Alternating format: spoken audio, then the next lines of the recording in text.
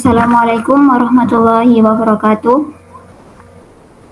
Waalaikumsalam warahmatullahi wabarakatuh. Yang terhormat Ibu Hajah Nur Fadilah, dosen pengampu mata kuliah Hadis Maudhu'i. Yang terhormat pemateri handal kita Muhammad Alfani dan para peserta semua yang kami banggakan. Alhamdulillah, marilah kita panjatkan puji syukur kehadirat Allah Subhanahu wa taala yang telah melimpahkan nikmat dan karunia-Nya kepada kita semua. Salawat serta salam mari kita curahkan kepada Nabi besar Muhammad SAW sehingga kita dapat berkumpul bersama-sama dalam acara seminar online kajian Islami dengan tema khasiat madu sebagai sumber energi, seefektif glukosa, penyembuh luka, sebagai antibiotik, terapi dan mengobati horok. Hadirin yang berbahagia, berikut susunan acara pada siang hari ini. Yang pertama, penyampaian materi. Yang kedua, sesi tanya jawab. Yang terakhir, penutupan. Hadirin yang berbahagia, sampailah kita pada acara pokok seminar online kajian Islami, yakni dengan materi tentang khasiat madu sebagai sumber energi, seefektif glukosa, penyembuh luka, sebagai antibiotik, terapi, dan mengobati horok. Yang akan disampaikan oleh Muhammad Alfani, kami persilahkan.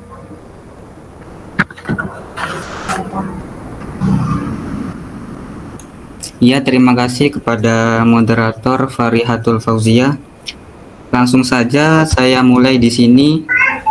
Next, slide. Saya mulai dengan khasiat madu.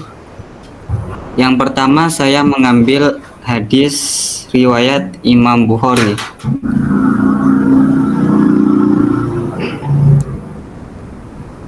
Sebentar. Langsung saya mulai. Assalamualaikum warahmatullahi wabarakatuh. Waalaikumsalam. Alhamdulillahirabbil alamin. Wassalatu wassalamu ala asrofil anbiya'i wal mursalin sayyidina wa habibina Muhammadin wa alihi wa sahbihi ajma'in. Subhanaka la ilma lana illa ma 'allamtana innaka antal alimul hakim. Rabbi shrah li sadri wa yassir li amri wahlul 'uqdatam min lisani yafqahu qawli. Amma ba'du.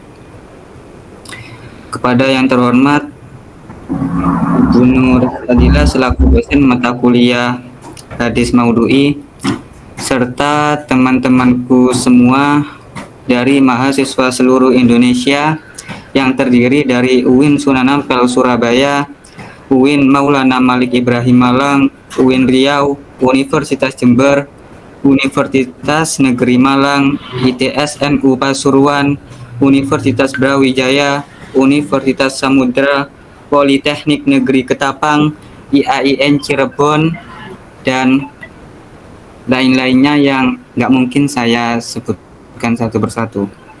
Pertama-tama marilah kita panjatkan puji syukur kehadirat Allah Subhanahu wa taala dan tak lupa sholawat serta salam selalu tercurahkan kepada junjungan kita Nabi besar Muhammad sallallahu alaihi wasallam. Langsung saja di sini dengan pembahasan yang nantinya yaitu hadis tentang khasiat madu, kemudian sains hadis, kemudian cerita hadis, yang terakhir adalah tanya jawab. Next. Hadis tentang khasiat madu. Yang pertama di sini saya akan mengambil riwayat Imam Bukhari yang berbunyi haddatsana Ismail bin Aban, haddatsana Ibn Wasil, qala haddatsani Asim bin Umar an Jabir bin Abdullah qala sami'tu Nabi sallallahu alaihi wasallam yaqul in kana fi syai'in min adwiyatikum khair fa fi syarbatin asal aw syartati mihjam aw ladhatin min narin wa ma uhibbu an aktawiya, yang artinya telah menceritakan kepada kami Ismail ibn Aban, telah menceritakan kepada kami Ibn Wasil berkata, menceritakan kepadaku Asim bin Umar dari Jabir bin Abdullah berkata, aku mendengar Rasulullah sallallahu alaihi wasallam bersabda, jika dalam pengobatan kalian ada sedikit pengembangan, maka yang demikian itu bisa didapatkan pada keratakan kulit orang yang membekam, atau seteguk madu, atau sengatan api. Kemudian di situ hadis setemah riwayat Imam Bukhari yang berbunyi, Hadatsani Muhammad bin Abdul Rahim, akhbarona Surat bin Yunus Abu Al-Haris, hadatsana Marwan ibn Suja, an Salim Al-Aftas, an Sa'id bin Jubair, an Ibni Abbas, anin Nabi sallallahu alaihi wasallam qala, asyifa'u fi salasah, fi syartati mihjam, au sarbatin asal, au kayyatin bin narin. Yang artinya, telah menceritakan kepadaku Muhammad bin Abdurrahman telah mengabarkan kepada kami Surat bin Yunus Abu Al-Haris, menceritakan kepadaku Marwan bin Suja dari Salim Al-Aftas dari Sa'id bin Jubair Ibnu Abbas dari Nabi Shallallahu Alaihi Wasallam berkata, kesembuhan itu ada dalam 3 perkara. Yang pertama itu meminum madu, kemudian berbekam dengan gelas dan bakaran api. Tetapi Rasulullah SAW itu melarang umatku melakukan pembakaran dengan besi. Kemudian di situ hadis tema riwayat Sahih Al-Bukhari yang berbunyi, Haddatsana Yas bin Walid, Haddatsana Abdul A'la, Haddatsana Sa'id an Qatadah, an Abi Al-Mutawakkili an Abi Sa'id, anna rajulan atan Nabi sallallahu alaihi wasallam faqala, ahi yashtaki batnahu faqala iskihi ansalan, ma atasaniyah faqala iskihi ansalan, summa atahu salisa iskihi ansalan, summa atahu faqala qad fa'altu faqala sadaqallah wa kazaba batnu ahika iskihi ansalan. Artinya, telah menceritakan kepada kami Ayas bin Walid, telah menceritakan kepada kami Abdul A'la, telah menceritakan kepada kami Sa'id dari Qatadah, dari Abi Mutawakkili, dari Abi Sa'id, ada seorang yang menghadap Nabi Shallallahu Alaihi Wasallam. Ia berkata, saudaraku mengeluhkan sakit pada perutnya. Dalam riwayat lainnya, itu sakit diare. Nabi berkata, minumkan ia madu. Kemudian orang itu datang kedua kalinya. Nabi berkata, minumkan ia madu. Kemudian orang itu datang kali yang ketiga. Kemudian Nabi SAW tetap berkata, minumkan ia madu. Setelah itu orang itu datang lagi dan menyatakan, aku telah melakukannya. Namun belum sembuh juga, malah bertambah mencret. Kemudian Nabi bersabda, Allah Maha Benar, dan perut saudaramu itu dusta. Minumkan lagi madu. Orang itu meminumkannya lagi, maka saudaranya pun sembuh. Next.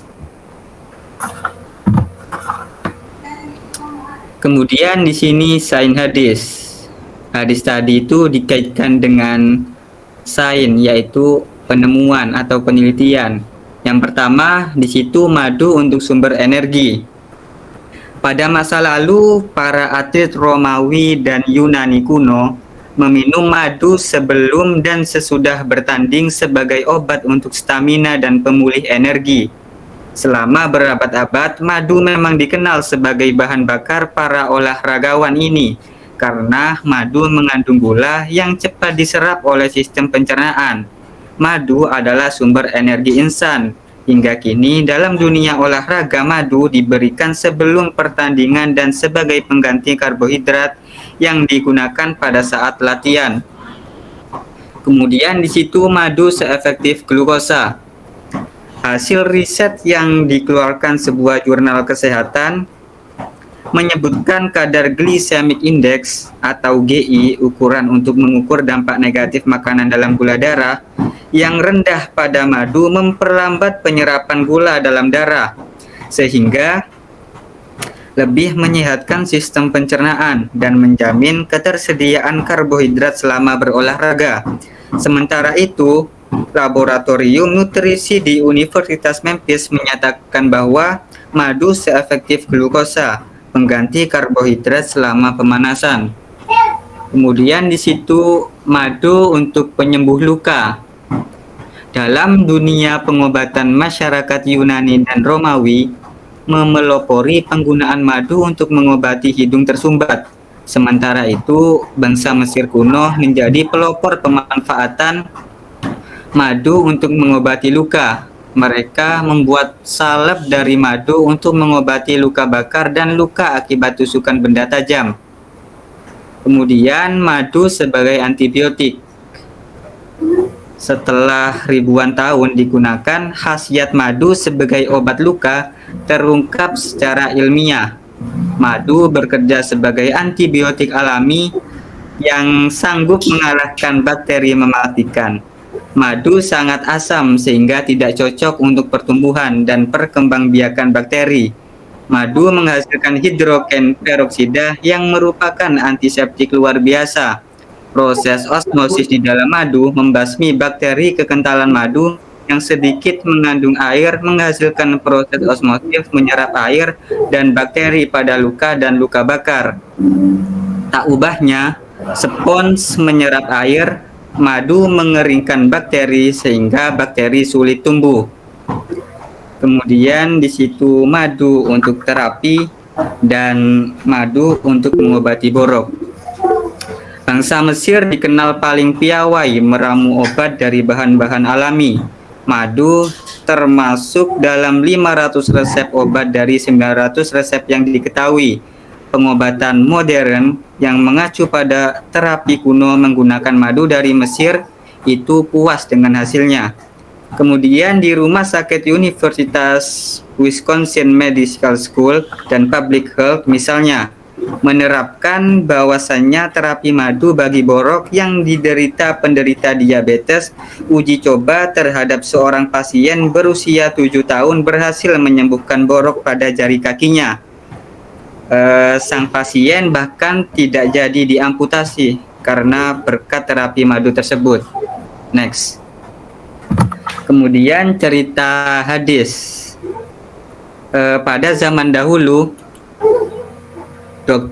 ada seorang dokter yang mendiagonis Fauzi Rohman yang menderita kelainan ginjal pada usia 18 tahun. Kisah pilu itu bermula saat Fauzi kelas 3 sekolah menengah atas. Usai pesta pada malam tahun baru, pinggangnya terasa nyeri. Deritanya bertambah saat berkemih karena mengeluarkan darah dan nanah. Fauzi pun tergolek lemah selama setengah bulan di rumah sakit. Sakit sekali, dalam semenit bisa 3 kali keluar air seni. Kata kelahiran Barabai, Kalimantan Selatan itu. Fauzi semakin cemas setelah sang kakak menyebut kondisi itu bakal membuatnya mengalami lemah syahwat. Selanjutnya,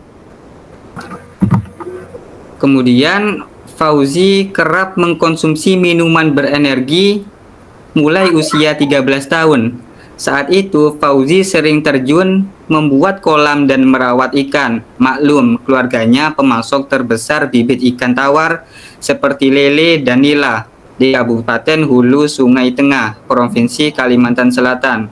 Di saat tubuh capek, saya minum minuman berenergi, kata Fauzi, yang bisa menghabiskan 3 bungkus pembangkit stamina dalam sehari. Selanjutnya, menurut Dr. Widodo Judarwantono, SPA, next, dokter spesialis anak di Rumah Sakit Bunda, Jakarta, minuman berenergi mengandung zat perangsang, zat pewarna, dan zat pengawet yang membuat kerja ginjal berat.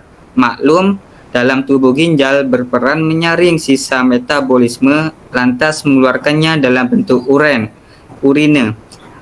Ironisnya, konsumen meminum energi kebanyakan anak-anak dan remaja. Itu berbahaya, kata Widodo, yang menjelaskan minuman energi sama berbahaya seperti rokok, minuman keras, dan narkotika. Next. Kemudian dokter memberi obat medis sekaligus meminta Fauzi menghentikan konsumsi minuman itu. Rasa sakit memang berkurang, tetapi setiap kali obat dokter habis, timbul nyeri di pinggang, urinenya kembali berdarah dan bernanah. Saat itu sang kakak yang tinggal di kaki pegunungan Meratus sepanjang Kalimantan Timur ke Kalimantan Selatan menyarankan Fauzi mengkonsumsi madu hutan yang diperoleh dari pengumpulan setempat. Sebab proses pengolahan madu sederhana, madu alam itu masih mengandung polen, royal jelly, dan propolis. Selanjutnya, sejak itu Fauzi menelan 1 sendok makan madu 2 kali sehari. Sebulan pasca konsumsi, derita Fauzi berkurang. Nyeri di pinggang mulai hilang. Setelah setahun benar-benar sehat, kini saya jadi penggemar madu, katanya Fauzi. Sayang, setahun silam pasokan madu dari pengepul itu terhenti karena sang kakak berpulang. Sebagai ganti, Fauzi terpaksa beternak lebah madu hutan. Next.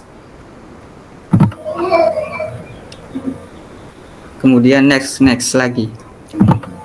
Kemudian menurut Dr. Hafwan Lutfi MBA, dokter di Jakarta, madu hutan yang mengandung polen, royal jelly, propolis dapat menyediakan mineral dan vitamin untuk metabolisme ginjal.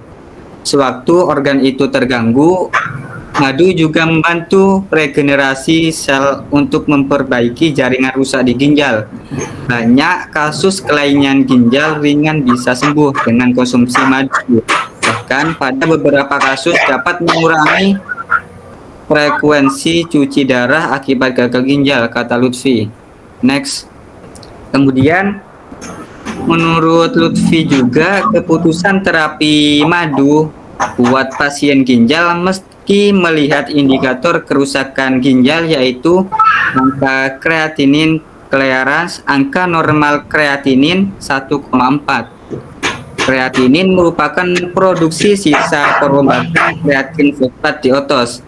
Kreatinin menjadi racun dan mengendap di darah saat fungsi ginjal terganggu. Bila angka kreatinin kurang dari 1,4, terapi madu dapat mendongkrak menjadi normal. Namun bila angka sudah di atas 1,4, sebaiknya madu dijadikan pelengkap sebagai obat medis, kata dokter alumnus Universitas Sriwijaya itu. Sayang, karena Fauzi berobat di puskesmas, tidak ada rekam medis angka kreatinin. Kemudian, next. Valentina Indrajati, seorang herbalis di Bogor, Jawa Barat, menuturkan keberhasilan terapi madu dibarengi dengan menyetop minuman pembangkit stamina itu. Banyak terapi madu dan herbal lain gagal karena si pasien masih menjalani kebiasaan konsumsi minum berenergi, kata pemilik klinik paramedis itu. Saat terhubus ke rumah Fauzi, next. Pada awal Mei 2013, ia sudah terlihat bugar. Pemuda yang kini berusia 25 tahun itu angkat potongan kayu untuk sarang trigona, yaitu sarang lebah. Sejak setahun lalu, Fauzi memindahkan sarang dari potongan kayu ke kontak-kontak papan aneka ukuran 70 cm x 16 cm dan 25 cm. Tergantung ukuran sarang dan trigona. Saya memiliki 20 kotak sarang lebah, katanya. Dari setiap kotak, Fauzi itu memanen 0,5 liter madu, 1,5 propolis, dan 0,25 kg polen setiap 6 bulannya. Belakangan ia juga aktif menggalang anak SD hingga SMA supaya gemar mengkonsumsi madu. Jangan sampai mereka juga kecanduan minuman energi sehingga sakit ginjal pada usia muda. Lebih baik konsumsi madu supaya terus sehat, kata Fauzi. Kemudian di sini saya mengambil juga dari Detik Jabar, yaitu berita bahwasannya madu dikenal dengan rasa yang manis serta memiliki banyak manfaat untuk kesehatan tubuh. Hal ini karena madu memiliki banyak kandungan gizi yang tinggi sehingga dipercaya sejak zaman dahulu dapat menyembuhkan berbagai penyakit. Next. Namun, mengkonsumsi madu juga ada batasannya, sebab madu juga memiliki efek samping yang berbahaya kalau dikonsumsi dalam jumlah terlalu banyak. Lantas, apa saja manfaat madu bagi kesehatan tubuh? Lalu apa saja efek samping yang ditimbulkan jika terlalu banyak mengkonsumsi madu? Untuk lebih jelasnya, next selanjutnya. Kandungan gizi pada madu. Madu ternyata itu memiliki banyak kandungan gizi yang dapat menyehatkan bagi tubuh. Dilansir situs Healthline, berikut kandungan gizi madu dalam takaran 100 gram, yaitu ada protein 0,3 gram, karbohidrat 79,5 gram, kemudian serat 0,2 gram, fosfor 16 mg, natrium 6 mg, kalium 26,9 mg, kalsium 5 mg, besi 0,9 mg, tembaga 0,04 mg, seng 0,2 mg, vitamin C 4 mg, niacin atau vitamin B3 0,1 mg, riboflavin atau vitamin B2 0,04 mg. Next, kemudian jenis madu yang sering dikonsumsi dalam masyarakat Indonesia.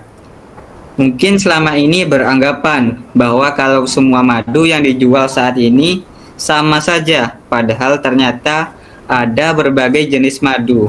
Lantas jenis madu yang sering digunakan masyarakat itu antara lain madu kalindra, yaitu jenis madu yang satu ini adalah salah satu madu yang paling banyak dikonsumsi oleh masyarakat. Sebab madu ini dipercaya dapat menyembuhkan sejumlah penyakit, salah satunya menurunkan tekanan darah tinggi. Sedikit informasi, dinamakan madu kalindra karena madu ini berasal dari nektar bunga kaliandra. Kemudian yang kedua, madu hutan Sumatera. Jenis madu selanjutnya yang paling sering digunakan masyarakat adalah madu itu, karena dapat dengan mudah ditemukan di minimarket, supermarket, dan sejumlah apotek. Madu hutan Sumatera dipercaya dapat meningkatkan imunitas tubuh, menurunkan kolesterol, dan meningkatkan nafsu makan. Kemudian madu kelanceng adalah jenis madu yang dihasilkan oleh lebah yang menghisap nektar dari berbagai macam jenis bunga. Karena nektar yang dihisap oleh lebah cukup beragam, maka rasa dari madu kelanceng jadi lebih nikmat dan kaya rasa. Kemudian yang terakhir di situ jenis madu kopi, di mana madu ini tuh dihasilkan oleh lebah ternak yang menghisap nektar bunga kopi.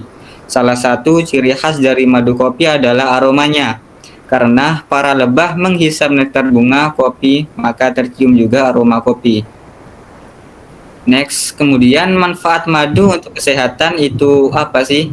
Seperti yang telah dijelaskan sebelumnya, madu memiliki banyak sekali manfaat untuk kesehatan tubuh. Maka dari itu disarankan untuk mengkonsumsi madu setiap hari untuk menjaga kesehatan tubuh. Dr. Danang Ardianto yang merupakan dokter sekaligus peneliti dan praktisi herbal di Rumah Sakit Riset Jamu Hortus Medicius mengatakan madu sangat baik jika dikonsumsi setiap hari. Namun ia menyarankan untuk mengonsumsi madu sesuai dengan kebutuhannya. Tidak ada rekomendasi khusus tentang waktu yang disarankan untuk konsumsi madu katanya. Namun sebisa mungkin disarankan dengan kebutuhan saja, kata Dr. Nanang saat dihubungi di Detik Jabar. Misalnya mengkonsumsi madu di pagi hari saat perut kosong dapat membantu pencernaan dan juga memberikan energi. Lalu jika sedang mengalami sakit tenggorokan, boleh saja langsung mengkonsumsi madu, jelasnya. Kemudian, apa saja manfaat madu untuk kesehatan tubuh manusia? Melansir dari situs Healthline, berikut manfaat madu. Yang pertama, meningkatkan imunitas tubuh. Madu memiliki senyawa fitonutrien yang diklaim dapat memperkuat sel-sel imun di dalam tubuh manusia. Selain itu, madu juga dipercaya berkhasiat sebagai antibakteri dan anti jamur. Yang kedua, memulihkan luka lebih cepat. Kemudian yang ketiga, menangkal radikal bebas. Maksudnya, selain meningkatkan imunitas bagi tubuh, senyawa fitonutrien di dalam madu bisa menjadikan antioksidan alami, sehingga madu dapat menangkal radikal bebas di dalam tubuh dan mencegah kerusakan sel dalam jaringan tubuh. Yang kemudian, yang keempat, menyehatkan jantung. Yang kelima, menjaga sistem pencernaan yang sudah disebutkan tadi, penjelasan tadi. Kemudian pemanis yang sehat, kemudian meredakan batuk, kemudian mengurangi berat badan tubuh, kemudian merawat kulit, kemudian menyembuhkan jerawat. Dan efek sampingnya madu jika dikonsumsi berlebihan itu juga ada. Mungkin sering bertanya-tanya apakah ada efek samping dari madu jika dikonsumsi secara berlebihan dan terus-menerus setiap hari. Padahal madu memiliki khasiat yang sangat banyak untuk kesehatan tubuh. Menurut Dr. Danang, rasa manis di dalam madu relatif sama dengan manis pada gula. Dengan begitu, jika mengkonsumsi madu dalam jumlah yang berlebihan dikhawatirkan sama saja dengan mengkonsumsi gula. Madu memiliki rasa yang manis yang relatif sama dengan gula pada umumnya. Dengan kata lain, jumlah aman dan mengkonsumsi madu seharusnya sama dengan jumlah aman ketika mengkonsumsi gula, ujarnya. Kemudian efek sampingnya yaitu menimbulkan masalah pencernaan, kemudian meningkatkan kadar gula darah, kemudian memicu kerusakan pada gigi, kemudian yang keempat meningkatkan resiko botulisme pada anak. Yang dimaksudkan meningkatkan resiko botulisme pada anak itu ketika memberikan madu dalam jumlah banyak kepada bayi dengan umur di bawah 1 tahun. Hal tersebut ternyata dapat menimbulkan efek samping, soalnya sejumlah madu itu memiliki kandungan spora bakteri Clostridium botulinum yang mana bakteri tersebut dapat menimbulkan penyakit botulisme. Maka dari itu sebaiknya hindari memberikan madu pada bayi yang sistem pencernaannya belum sempurna. Nah, itu manfaat madu untuk kesehatan serta beberapa efek samping jika mengkonsumsi madu dalam jumlah yang berlebih. Jadi, jangan lupa mengkonsumsi madu setiap hari, tapi dalam jumlah secukupnya saja agar tidak menimbulkan efek samping. Demikian pembahasan dari kami, kajian dari kami. Apa ada yang perlu ditanyakan dari pembahasan tadi, dipersilahkan. Jika tidak ada, mungkin saya akhiri.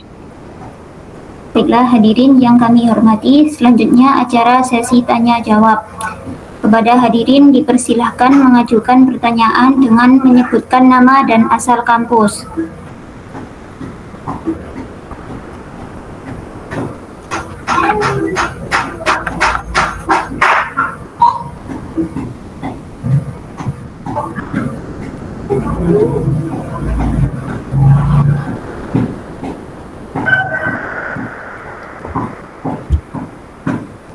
Kalau tidak ada, mungkin langsung saja saya akhiri. Baiklah, jika tidak ada yang bertanya, hadirin yang kami hormati, kami menyimpulkan pada materi siang hari ini bahwa khasiat madu sangatlah luar biasa, tentunya sebagai menjaga daya tahan tubuh, sumber energi, dan juga sebagai obat-obatan tradisional. Alhamdulillahirrabbilalamin, tiba saatnya kita di penghujung acara. Terima kasih atas perhatian dan kerjasama hadirin semua. Mohon maaf atas segala kekurangan. Semoga ilmu yang kita dapatkan saat ini bermanfaat di masa yang akan datang. Harta semakin hari akan semakin habis, tetapi ilmu semakin hari semakin bertambah. Wassalamualaikum warahmatullahi wabarakatuh. Waalaikumsalam warahmatullahi wabarakatuh.